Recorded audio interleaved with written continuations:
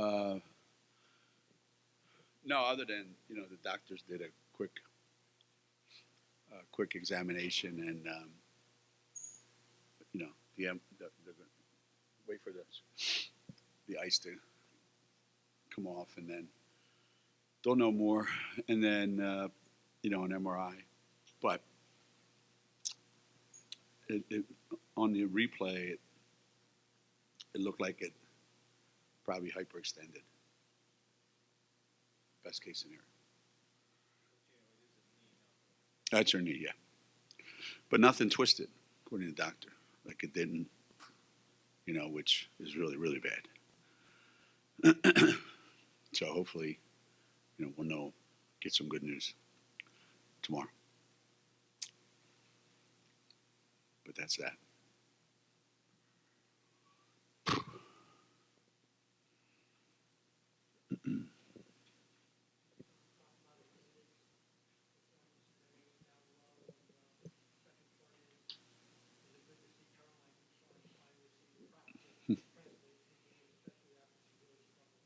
Yeah.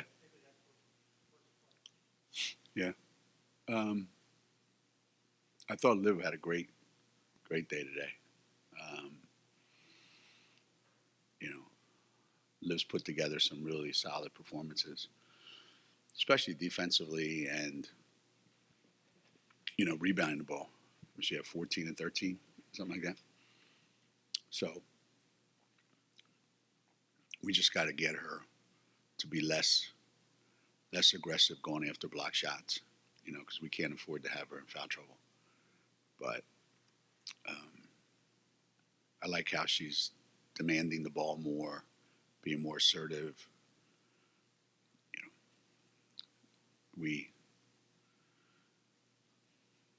we need a combination of inside outside. So that's been really a big plus. And yeah, Caroline made me look stupid when I kept saying how well she was practicing and how excited I was for her. And today, she kind of showed a glimpse of the things that she can do. She's a tough kid who I think enjoys, these kind of games and this kind of environment. And I think playing a game like today on national television against Notre Dame and all that, I think that's going to help her a ton going forward. Follow up on Liv. Can you talk about how the game with Georgia Tech came together and how important is it for you to get, players like her homecoming game? Yeah, it's getting harder all the time. Coaches at other schools are not very cooperative when it comes to that kind of stuff. Some are, some are really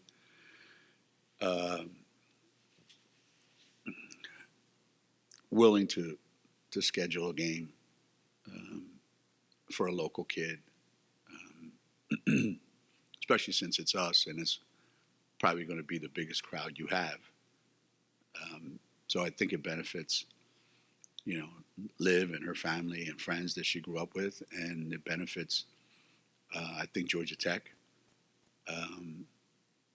Nell was very, very accommodating. Like, yeah, sure, we'll do it. Let's just find the date. It wasn't very difficult at all, and I'm happy that it came together the way it did. Coach, just the other day against Seton Hall, we were just speaking of mental toughness about your team. And Liv sometimes get lost. Mm-hmm. Was that something that you had to really speak to a one-on-one? Because she started out differently early in the half and continuing. Yeah. Could you talk about that as far as her play and being mentally tough up to the challenge today? Yeah, I think the biggest change, really, the biggest change in Liv probably occurred during the South Carolina game, where she more than held her own for long stretches of the game, and then kind of got worn down a little bit. And I think that really illuminated for her, this is what I can be. because we can talk about it all we want. We can show her film, and we can, do all the things that most of the coaches do with their players. But until you actually do it, until you actually experience it, and I bet you for the first time in her career at UConn, Liv was really devastated after that South Carolina game. And I think a lot of it has to do with what she put into it. And the more you put into it, the more it hurts when you're not successful at the end of the game. So I think that really changed things for Liv. We're still not there yet, but we're way ahead of where we were before, and I'm guessing it's going to keep getting better. At the risk of sounding, like, other than that, how was the play, Mrs. Lincoln? But Notre Dame did make some runs there and came within 6. And so how pleased were you with the response of this team given what happened with South Carolina? Yeah, I think when they write the history of UConn women's basketball, we have this thing on our board, play hard, play smart, have fun. I think when they write the history of UConn women's basketball, I don't think this team will be included in that chapter of play smart. So right now we've got some work to do in that area. We're our own worst enemy. And in the first half, we're up 10 at halftime, and it should have been 20-something.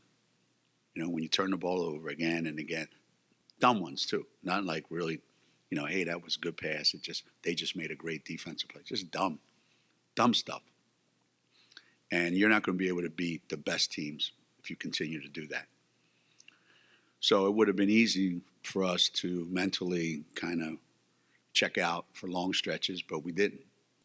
And we came out in the second half with a sense of purpose. This is what we have to do. And how you can tell, like, we're not there yet. We're not even close to being there yet, where, you get up 10, you get up 12 maybe, and then you get 3 stops in a row, and you don't capitalize at the other end to make it a 20-point game. Or you make them miss, offensive rebound, foul, now you give them 3 points. So it's like they come at the worst time for this team right now.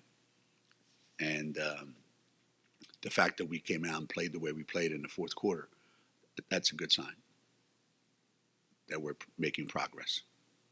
Kind of going off of that, is there anything that sticks out besides maybe just not playing smart about why the turnovers, just offensive flow has been an issue especially? I know incorporating new pieces has to do with that, but with specifically like the starters and people who have returned, why the kind of lack of flow is still there?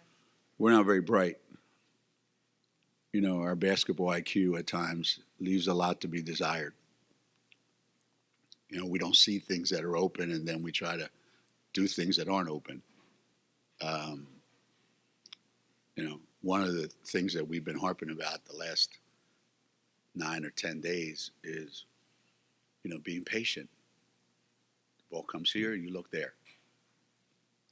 Now it's the ball comes here, I don't even give you a look, and I throw it there. Meanwhile, that guy's wide open. So part of it is we're playing too fast. We're not letting things develop the way you need to run efficient offense.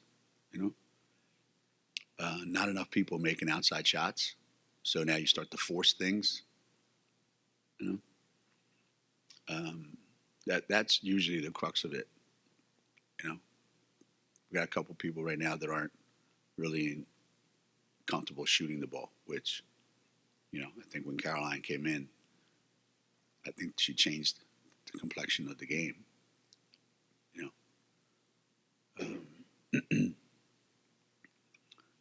Everything looks good when you make shots. Everything looks good. Geno, would you be willing to share any feedback Paige gave you, how she was feeling physically and even emotionally through kind of a scary moment? And just what goes through your mind when you see a player, any player really, have to be carried off the courts? Yeah, when you play enough basketball, when you play enough and you coach enough and you've seen enough basketball, you've pretty much seen it all. and we've certainly had our share, here of unfortunate things happen. And, you just kind of, shake your head and hope that you didn't see it, or what you saw wasn't as bad as you think it might be, or, or as it appeared. But you immediately put yourself in that kid's shoes, and what are they thinking? How are they feeling right now? What's going through their mind when something like that happens? And that's the part that I think really hits you in the pit of your stomach. And sometimes right away, this is really, really, really bad. I've seen it. And sometimes you don't see it coming, and it's nothing. I remember when Sue was playing, she just dribbled up the floor, stopped at the foul line, went up for a pull-up jumper, the kind she makes, 99 out of 100 times, and came down and went, that felt funny. Well, it should. It was a torn ACL. Nobody near it. Same with Paige. So initial report is, she might have hyperextended it, but I think the first thing that goes through your mind is the worst thing. Left. Yeah, left. Left knee. Paige had kind of gone down once or twice that quarter already and kind of looked like it was a hard fall. Had she asked to stay in the game, or? So is that? Paige had gone down previously. Yeah. In the fourth quarter. Did she ask to kind of stay in the game, or why was she on the court? She never comes out. She never wants to come out. She's a pain in the ass to have on the bench, because all she does is complain about why she's not playing. And we've made a concerted effort in the last 3 or 4 games to get her some rest during the game. And you're right. I don't have an answer for why she was in the game. I mean, that could happen anytime. It could happen in practice. It could happen in a game. It could happen anytime. But yeah, I don't like our team without her on the court. I mean, I might have to like it if she misses any time. But, I don't like the way our team looks when she's not on the floor. And just to follow up with the next question, how were the teammates, just what you saw from them in that moment? 2 of them said it's her ankle, so they're not going to medical school. Obviously. But yeah, I don't know. I can't get inside their heads, but I'm sure part of it is that could be me. That could have been me. And I think, you get a little shell-shocked, a little fear whenever you see that happen. Whether it's one of your teammates, whether it's an opponent, every time you see that, you're always just cross your fingers and hope for the best. Geno, I started counting, and all but one time when one of your guards would get 6 feet into the paint, you scored. Mm-hmm. But it didn't happen very often. Right. Is that something that is, why are they not doing that more often? I've got all their cell phones. You can text them and ask them why. I wish I had the answer to that. I don't. Because there was a bunch of times in the second half when we got in there and we turned and found wide open 3-point shooters. So obviously, getting in the lane is a huge priority for us. And when it does happen, good things happen. Why doesn't it happen enough? I'm not getting my point across, I guess, to them. Why don't our big guys screen better or more? They want the ball in the lane. I said, This could be dumb, but it looked like they were, for part of the game, at least, in a 1-3-1 and leaving the baseline completely open. It's a 2-3 zone. They just started a different way, and there were a bunch of open shots from the corner. Nika made one. Caroline immediately, when she got in, we made a point to but there was just not enough not enough confidence in some of these guys to go to those spots and catch it and shoot it.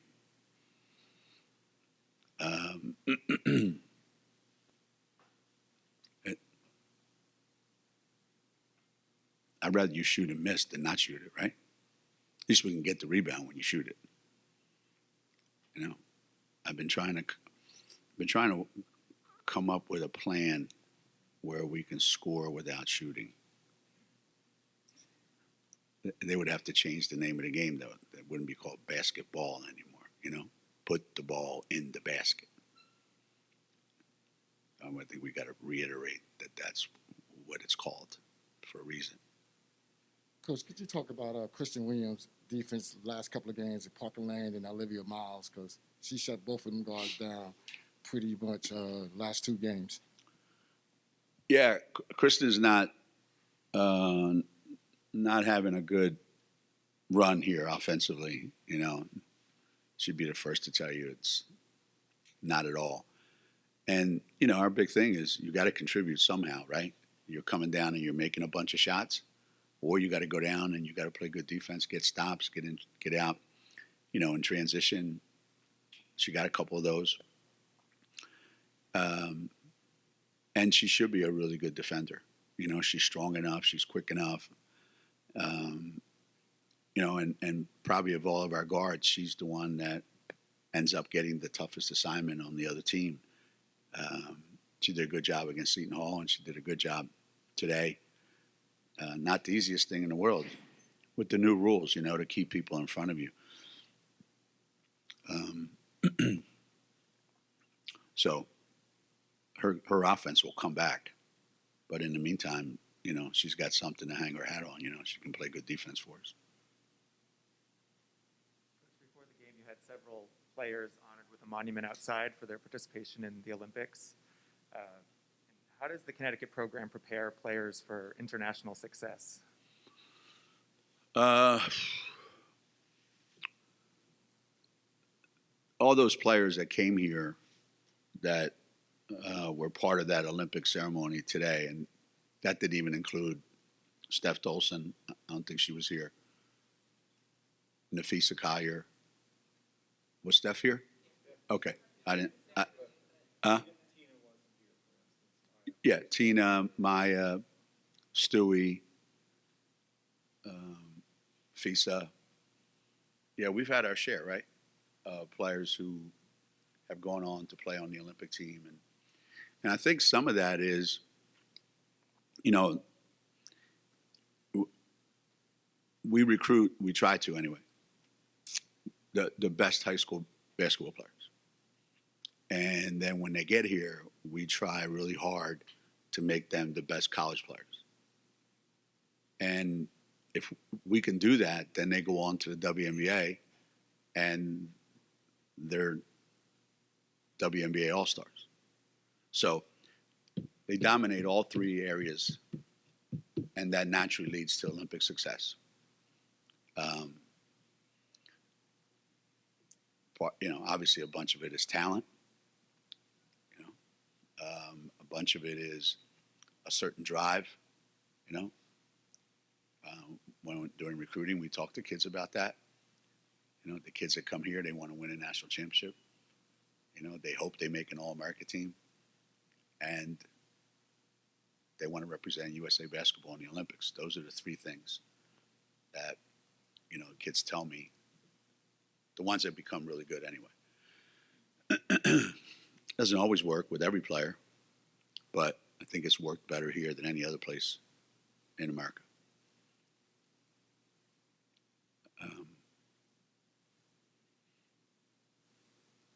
Yeah, it's pretty amazing. Pretty amazing.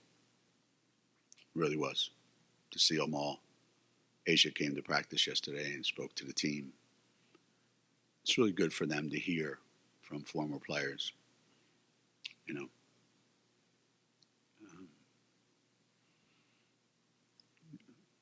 The tradition here is, I don't think our teams ever want to let down any of our former players, especially when they're at the game. You know, because you know they're going to go in the locker room and bitch at these guys if they don't play well.